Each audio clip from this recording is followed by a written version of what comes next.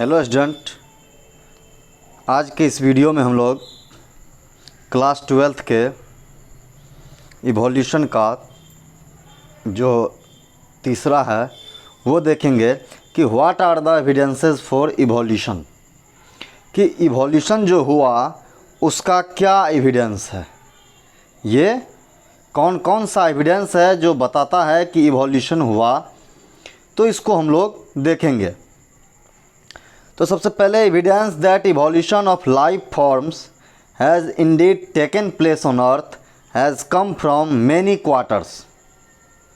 कहता है कि जो लाइफ फॉर्म्स का इवोल्यूशन हुआ उसका एविडेंस जो है हमको मिला कि पृथ्वी पर कैसे इवोल्यूशन हुआ लाइफ फॉर्म्स का, वह कई सारे क्वार्टर्स में यानी कि कई सारे भाग में मिला। ऐसा नहीं है कि एक ही बार में सारा इवोल्यूशन का एविडेंस मिल गया, वो अलग अलग समय में मिला। फ्रॉम मैनी क्वार्टर्स का मतलब हो गया कि वो कई अलग अलग समय में उसका एविडेंस जो है वह मिला। कहता fossils are remained of hard parts of life forms found in rocks.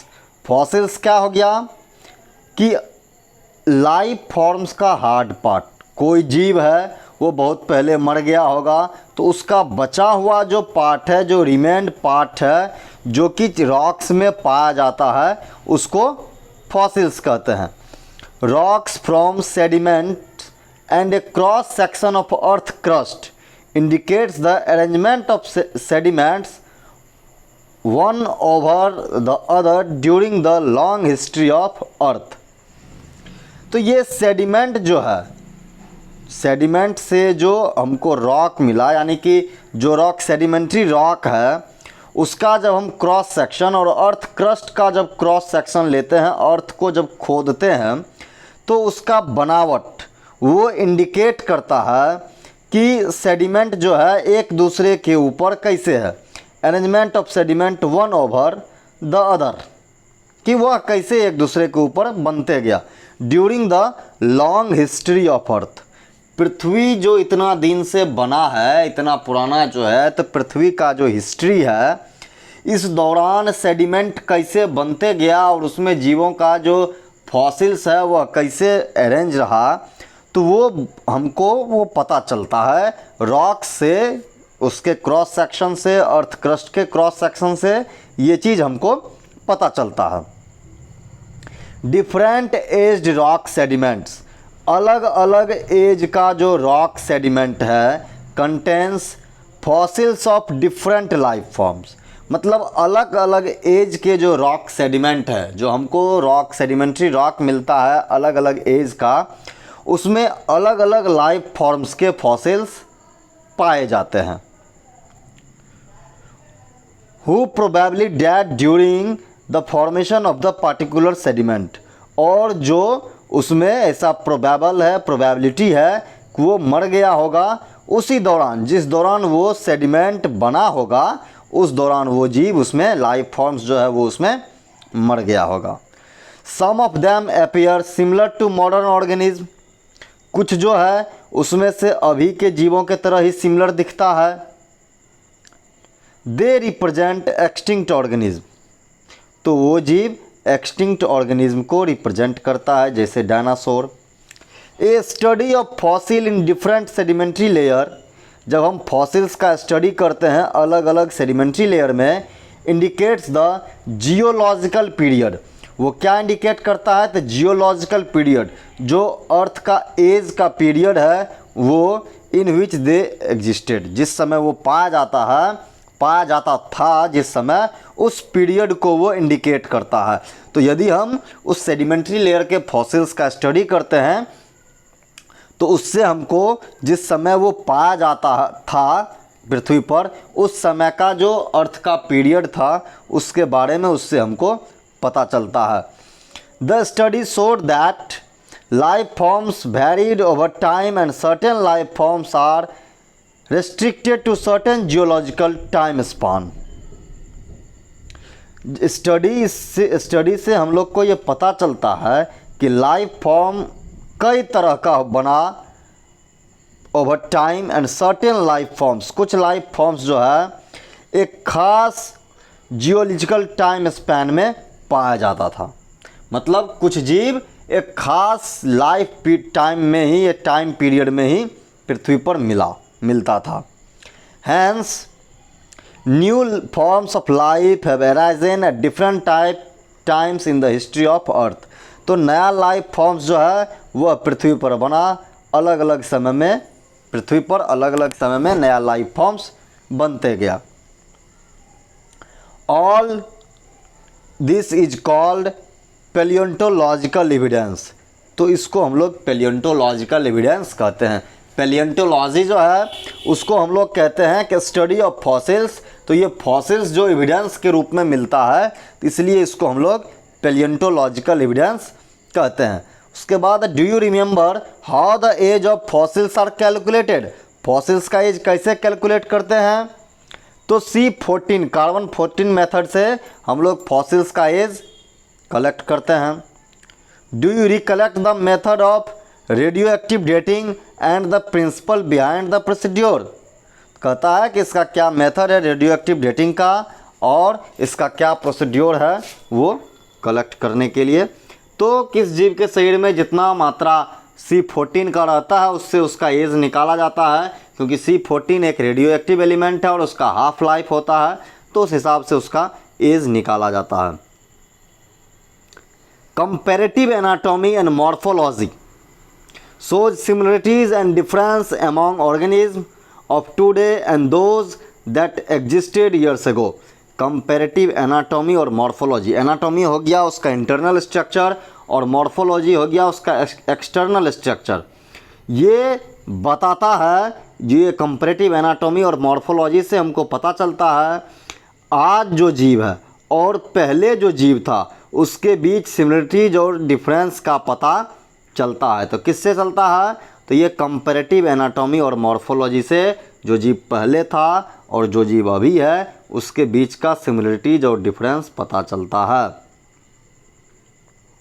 Such similarities can be interpreted to understand whether common ancestor were shared or not. तो इस तरह के सिमिलरिटीज से हम लोग को ये पता चलता है कि उसका कॉमन एंसेस्टर था या नहीं था। फॉर एग्जाम्पल व्हेल, बैट्स, चीता एंड ह्यूमन सभी मैमल्स हैं। ये इसमें क्या होता है कि एक सिमिलरिटीज मिलता है pattern of bones of 4 limb. इनके 4 लिम्ब के बोन में सिमिलरिटीज मिलता है, तो इससे पता चलता है कि इनके एंसेस्टर जो हैं वो कोई सिमिलर होगा। था these 4 limb perform different functions. उनके 4 लिम्ब जो है अलग अलग फंक्शंस करते हैं, लेकिन उनका एनाटॉमिकल स्ट्रक्चर जो है वो सिमिलर होता है। ठीक, तो यही कंपैरेटिव एनाटॉमी होता है, अलग अलग जीवों का एनाटॉमी करना। तो जैसे 4 मैमल्स का दिया हुआ व्हेल, बैट, चीता और ह्यूमन, इन चारों मैमल्स का जो 4 लिम्ब के बोन होते हैं उनके पैटर्न एक तरह के होते हैं, जबकि वो अलग अलग काम करते हैं लेकिन उनमें सिमिलर एनाटॉमिकल स्ट्रक्चर पाया जाता है। ऑल ऑफ देम हैव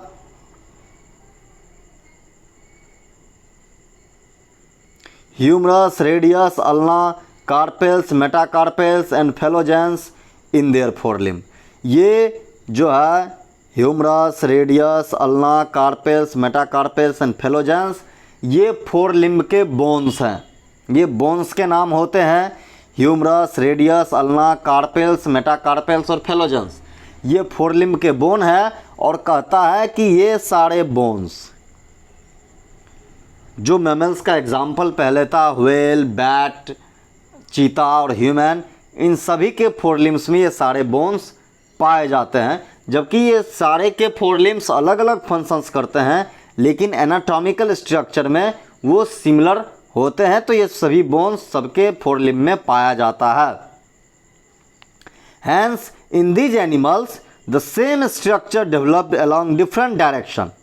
तो कहता है कि इन सब एनिमल में एक ही तरह का स्ट्रक्चर डेवलप हुआ अलग अलग डायरेक्शन में due to adaptation to different need.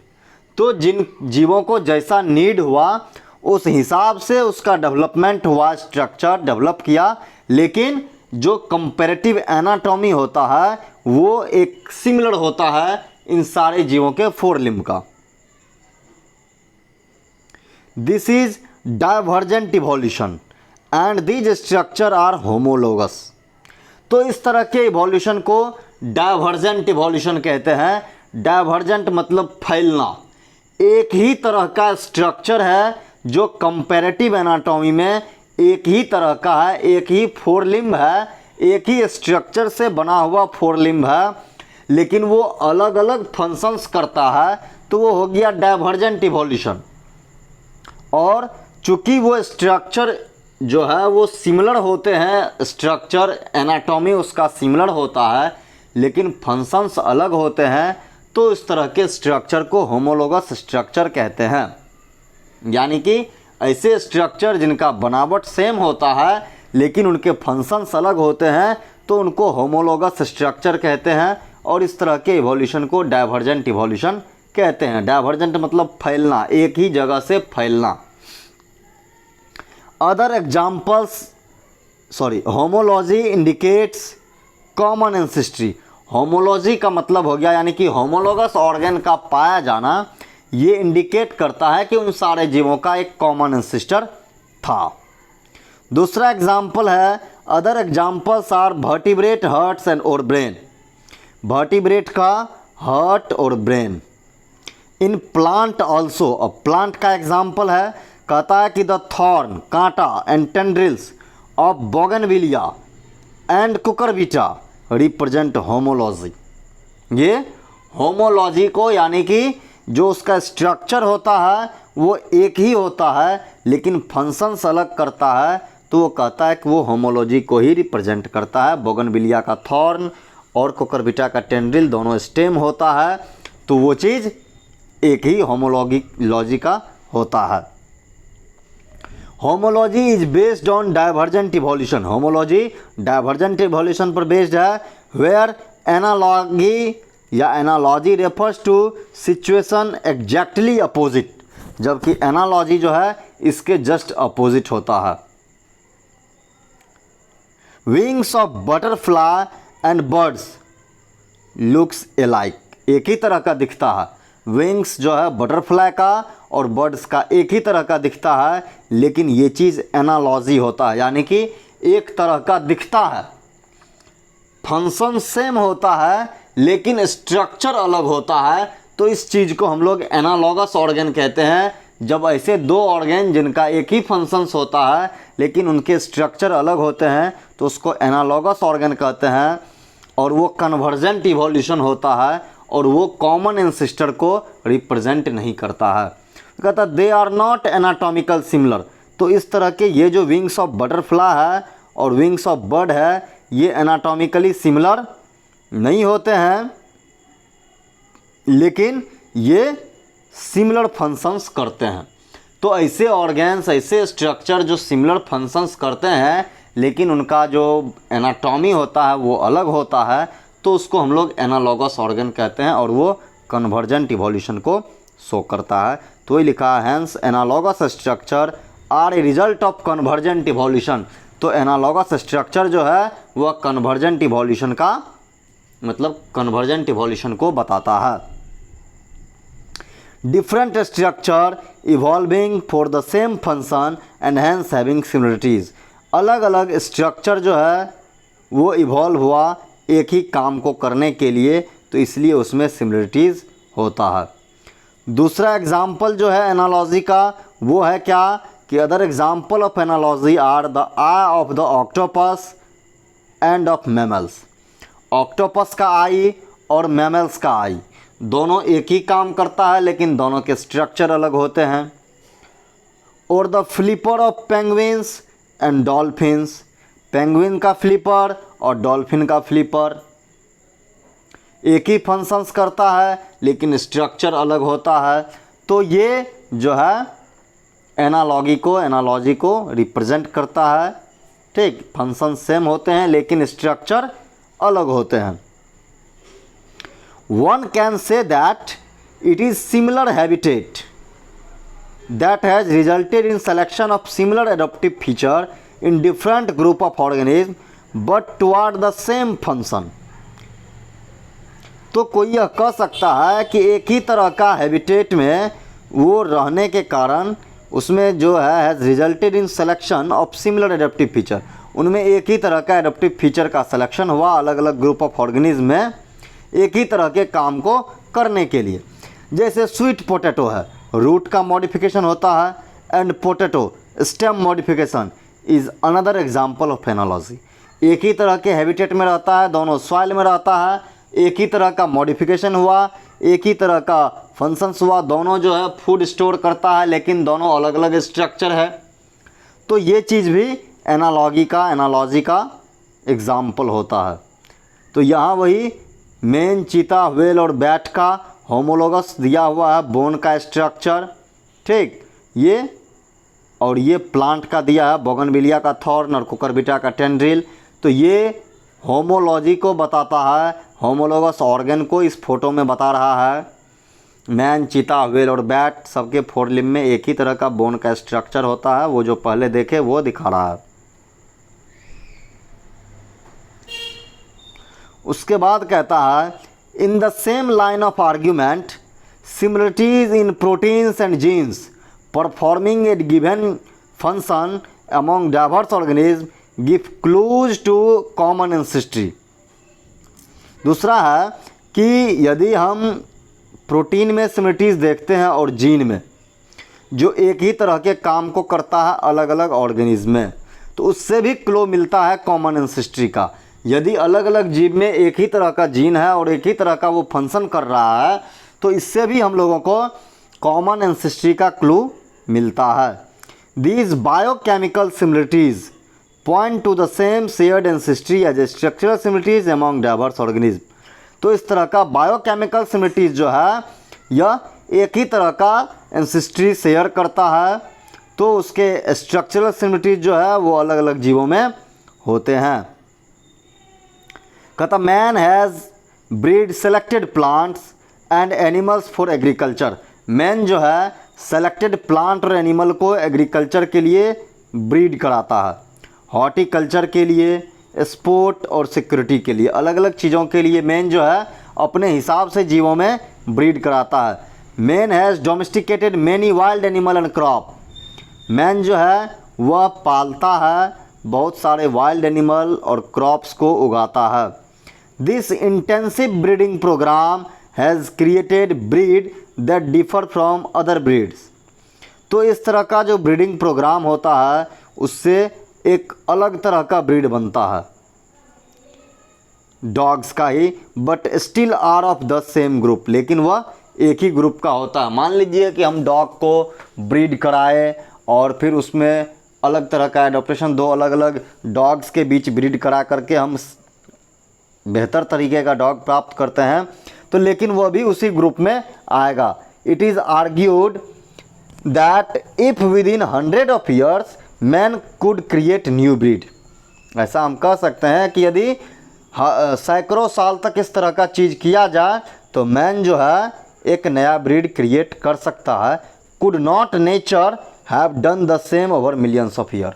और नेचर में ऐसा जो है वह मिलियंस ऑफ ईयर में भी आसानी से नहीं होता है, लेकिन मैन जो है इस तरह का ब्रीड यदि कराते रहे तो 100 of years में भी एक नया तरह का ब्रीड बन सकता है। Another interesting observation supporting evolution by natural selection comes from England. तो एक जो नेचुरल सिलेक्शन का थ्योरी जो दिया गया था, कहता है कि वो इंग्लैंड से आया। In a collection of moths made in 1850 before industrialization set in, it was observed that there were more white-winged moths on tree than dark-winged और melanized moth।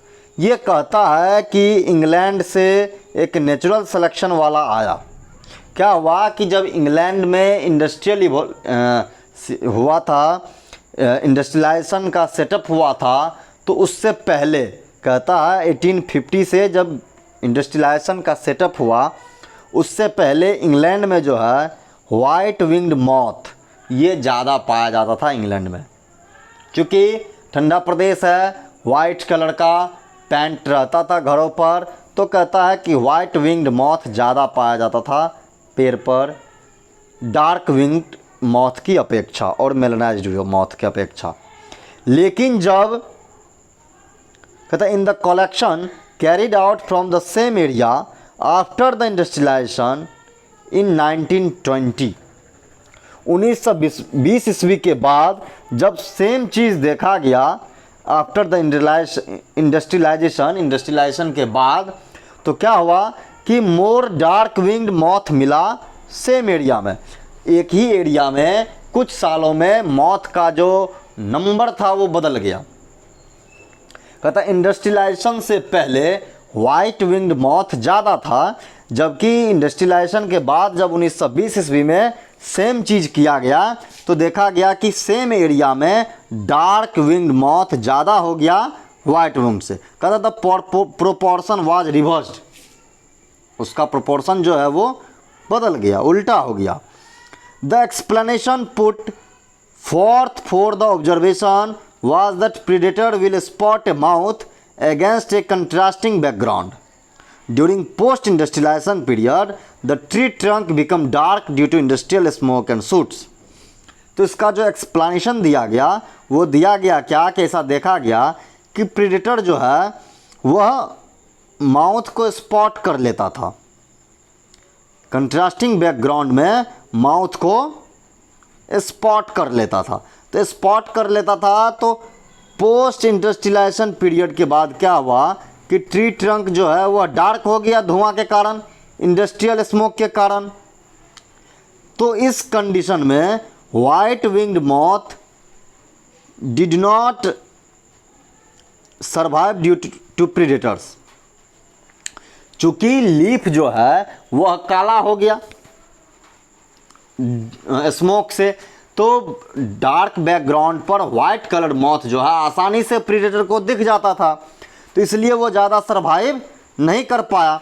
तो कहता है डार्क विंग्ड मॉथ सरवाइव, और उसमें क्या हुआ कि डार्क विंग्ड मॉथ जो है वो सरवाइव कर जाता था, क्योंकि बैकग्राउंड भी डार्क था और माउथ का कलर भी डार्क था, तो वो सरवाइव कर जाता था। बिफोर इंडस्ट्रियलाइजेशन सेट इन, जबकि इंडस्ट्रियलाइजेशन से पहले केवल वाइट कलर वाला ही सरवाइव करता था, जबकि इंडस्ट्रियलाइजेशन के बाद डार्क कलर वाला ज़्यादा सरवाइव करने लगा। तो कहता है कि डार्क विंग जो है वह इंडस्ट्रियलाइजेशन के बाद ज़्यादा सरवाइव कर पाया, जबकि वाइट कलर वाला वो इंडस्ट्रियलाइजेशन के बाद सरवाइव नहीं कर पाया। तो ये कहता है बिफोर इंडस्ट्रियलाइजेशन सेटिंग, जब तक इंडस्ट्रियलाइजेशन सेट नहीं हुआ था, हर एक जगह हर एक पेड़ पर almost thick growth of almost white colour lichen cover the tree. हर एक जगह ट्री पर वाइट कलर का लाइकेन जो है वो उस पर था। तो चूँकि वाइट बैकग्राउंड के कारण कहता in the background the white winged moth survive but dark coloured moth were picked out by predator. मतलब बिफोर इंडस्ट्रियलाइजेशन चूँकि प्लांट पर हर एक जगह लगभग लाइकेंस था, तो लाइकेंस का वाइट कलर के कारण उस वाइट बैकग्राउंड में वाइट विंग्ड मॉथ जो है वो सर्वाइव कर जाता था, लेकिन डार्क विंग्ड मॉथ जो है वह सर्वाइव नहीं कर पाता था और उसको प्रीडेटर देख लेता था। कहता do you know that lichens can be used as industrial pollution indicator. क्या आप लोग जानते हैं कि लाइकेंस को हम लोग इंडस्ट्रियल पॉल्यूशन इंडिकेटर के रूप में यूज करते हैं? क्योंकि ऐसा इसलिए होता है कि लाइकेन जो है वह पॉल्यूटेड एरिया में ग्रो नहीं करता है। They will not grow in the area that are polluted. Lichens जो है उस एरिया में ग्रो नहीं करता है जो पॉल्यूटेड होता है। तो जिस एरिया में लाइकेंस होता है इसका मतलब है कि वो एरिया पॉल्यूटेड नहीं है। Hence moth that were able to camouflage themselves तो जो माउथ अपने आप को बदल लिया, जो कैमोफ्लेज प्रॉपर्टी जिसमें आ गई, जो अपने आप को बदल लिया, यानी कि hide in the background. Camouflage का मतलब हो गया जो अपने आप को बदल लिया, जो अपने आप को छुपा लिया। सर्वाइव्ड, वो सर्वाइव किया। This understanding is supported by the fact that in area where industrialisation did not occur. और इस चीज़ को सपोर्ट किया गया कि जिस एरिया में इंडस्ट्रियलाइजेशन नहीं हुआ, जैसे कि रूरल एरिया में, ग्रामीण क्षेत्र में, the count of melanic moth was low, वहाँ ब्लैक विंग्ड माउथ जो है वह कम ही रहा। लेकिन जिस एरिया में इंडस्ट्रियलाइजेशन हुआ वहाँ वाइट विंग्ड वाला कम हो गया। This showed that in A mixed population those can better adopt, survive and increase in population size. तो ये बताता है कि किसी मिक्स पॉपुलेशन में जो जीव अपने आप को बेहतर तरीके से ढाल लेता है वह सर्वाइव करता है और अपने पॉपुलेशन के साइज को इंक्रीज करता है। Remember that no variant is completely wiped out. कोई भी वेरिएंट कम्प्लीटली खत्म नहीं हुआ, बस उसका नंबर कम और ज़्यादा हो गया। Similarly excess use of herbicide, इसी तरह से जब हम एक्सेस यूज करते हैं हर्बिसाइड या पेस्टिसाइड का, तो कहता has only resulted in selection of resistant varieties in a much lesser time scale. कुछ समय के बाद रेसिस्टेंट वेराइटी का जन्म हो जाता है। This is also true for microbes against which we employ antibiotics और ड्रग अगेंस्ट यूकैरियोटिक ऑर्गेनिज्म और सेल। तो कहता है कि जब हम लोग किसी हर्बिसाइड या पेस्टिसाइड का ज़्यादा यूज करते हैं किसी हर्ब्स के प्रति, तो उसका रिजल्टेंट क्या होता है? उसका रिजल्ट होता है कि हमको रेसिस्टेंट वेराइटी का जन्म हो जाता है। कुछ ही समय में उस हर्बिसाइड का जो रेसिस्टेंट होगा वो वेराइटी जन्म ले लेता है। और यही चीज़ सिमिलर होता है क्या माइक्रोब्स के लिए भी, कि जब हम लोग ज़्यादा एंटीबायोटिक्स या ड्रग्स का यूज करते हैं किसी माइक्रोब्स के प्रति, तो वो माइक्रोब्स जो है उस एंटीबायोटिक के प्रति रेसिस्टेंस हो जाता है। Hence resistant organism are appearing in time scale of months और ईयर एंड और नॉट सेंचुरीज। तो इस तरह का रेसिस्टेंट ऑर्गेनिज्म जो है वह आता है महीने या साल में, सेंचुरी में, यानी कि बहुत जल्दी उस तरह के जीवों में बदलाव आ जाता है। These examples of evolution bye anthropogenic action. तो इस तरह का जो इवोल्यूशन होता है उसको कहते हैं एंथ्रोपोजेनिक एक्शन के द्वारा, ह्यूमन के कारण। एंथ्रोपोजेनिक एक्शन मतलब हो गया ह्यूमन काउज के कारण जब इवोल्यूशन होता है तो वो हो गया, तो वो बहुत तेज़ी से होता है, नेचुरल काउज नहीं हुआ। ये नेचुरल काउज से इवोल्यूशन होने में मिलियंस ऑफ ईयर लग जाते हैं, जबकि एंथ्रोपोजेनिक काउज से इवोल्यूशन होने में 100 ऑफ ईयर्स ही लगते हैं। This also tells us the evolution is not a direct process in the sense of determination, it is stochastic process based on chance event in nature and chance of mutation in the organism। ये एक direct process नहीं है, ये क्या है कि chance होता है, नेचर में जो इवेंट होता है उसमें कोई चांस यानी कि अचानक से हो जाता है, कोई म्यूटेशन होता है ऑर्गेनिज्म में, तो उस कारण से इवोल्यूशन हो सकता है। तो ये हो गया 7.3 का कि what are the evidence of evolution. तो नेक्स्ट वीडियो में हम लोग एडाप्टिव रेडिएशन को देखेंगे। Thank you.